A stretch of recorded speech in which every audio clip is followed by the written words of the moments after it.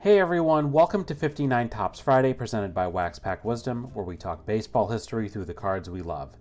My name is Jake T. O'Donnell. We built the iconic 1959 Topps baseball set, and in this series, we're going through every card to talk about the players, teams, and people who made up Major League Baseball in 1959. Today, we'll cover cards 210 through 218 in the set. Card number 210 belongs to Ed Bailey of the Cincinnati Redlegs. 1959 was his 7th MLB season. Bailey's minor league career was interrupted by military service in the early 1950s, but he eventually debuted with the Reds at the end of the 1953 season. After some inconsistency and more time in the minors working things out, Bailey took over as the starting catcher for Cincy in 1956 on a young team that surprisingly won 91 games. Bailey hit 28 home runs, hit 300, and was a National League All-Star. He made the squad again in 1957 when he hit 20 home runs. During this time, Bailey was noted not only for his bat, but also his prowess at throwing out would-be base stealers. Bailey was on back-to-back All-Star teams in 1960 and 1961, but in the latter year he was traded to the Giants. He was part of a catching tandem with Tom Haller that helped lead the Giants to the 1962 NL pennant, although they lost in a thrilling World Series to the Yankees. Bailey had one hit, a home run in the series. Bailey was an all-star for the final time in 1963, and his career wound down thereafter, with time playing for the Braves, the Giants once more, the Cubs, and Angels. Bailey worked in local politics in his native Knoxville, Tennessee following his baseball career. Card number 211 belongs to Bob Blaylock of the St. Louis Cardinals. Blaylock appeared in parts of two Major League seasons, 1956 and 1959.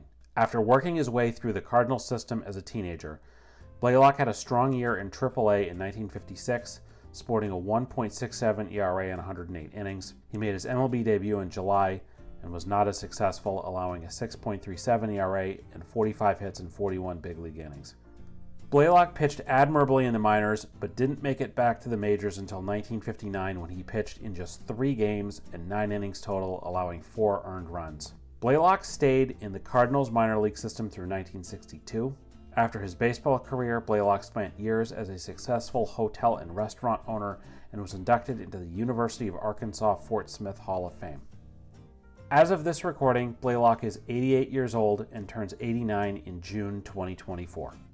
Card number 212 is the next multiplayer card in the 1959 Topps set, Fence Busters, featuring legendary Hall of Fame Braves sluggers Hank Aaron and Eddie Mathews. Here's what Topps had to say about the duo on the back of the card. Between these two fence busters, 172 runs were chased across the plate and 61 homers belted into the stands last year. Hank, the most valuable player in the National League in 1957, is a terror to opponents when World Series time rolls around. In the 57 Fall Classic, he belted a torrid .393 with 3 homers and 7 runs batted in. Last year, he posted a .333 mark against the Yanks. The only season that Hank hit less than 300 was in '54 when he fractured his ankle late in the season and was sidelined for the balance of the campaign. Eddie wields one of the most powerful bats in baseball. In 7 years with the Braves, he has averaged 36 homers per season. In addition to belting the ball out of the park, Ed can work pitchers for walks, and in '55 led the NL in receiving bases on balls. Eddie is the best bunter on the Braves. Card number 213 belongs to Jim Rivera of the Chicago White Sox. 1959 was Rivera's 8th season in the major leagues. He took up boxing as a kid and later boxed and played baseball while serving in the Army. Also while serving in the Army, Rivera was found guilty of an attempted rape on an Army officer's daughter in Louisiana in 1944. He was sentenced to life in prison, but was paroled in 1949. Throughout his life, Rivera maintained his innocence in the case. Rivera had played well on a prison baseball team in Georgia, and that led to opportunities in minor league baseball and eventually to the Browns organization. Rivera debuted at the age of 30 in 1952, and he was dealt to the White Sox later that year. He became a mainstay in their outfield for the rest of the 1950s, leading the AL in triples in 1953 and stolen bases in 1955. In the 1959 World Series, Rivera did not register a hit, but he had an important catch late in the White Sox Game 5 victory. He appeared for the A's in his last MLB season in 1961. Card number 214 belongs to Marcelino Solis of the Chicago Cubs. Solis did not pitch in the majors in 1959. His only big league appearances came with the Cubs in 1958. His call-up came amidst a strong season in Double-A when he went 15-2 with a 2.44 ERA. Solis pitched in 15 games for the Cubs in 1958 with a 6.06 ERA, making 4 starts among his appearances. The Cubs had selected him out of Mexico in the Rule 5 draft.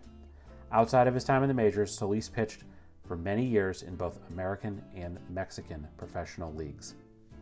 Card number 215 belongs to Jim Lemon of the Washington Senators. 1959 was Lemon's 8th year in the big leagues. Lemon signed with the Indians out of Virginia in 1947 and briefly played for the big club in 1950. He spent the next 2 years serving in the military and returned in 1953, but would not get much of a chance at regular playing time until well after he was dealt to the Senators in 1954. In 1956, Lemon became the Senators' everyday right fielder, and he hit 27 homers and a league-leading 11 triples. His reputation as a power hitter continued to grow.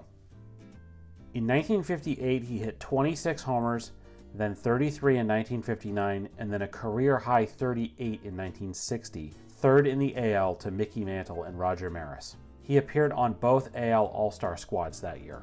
Lemon's play and playing time started to dwindle in 1961 after the franchise moved to Minnesota, and eventually Harmon Killebrew was moved into his outfield spot full-time. Lemon appeared for the Phillies and White Sox in 1963 before he ended his playing career. Lemon went on to work as a Twins minor league manager and later MLB hitting coach.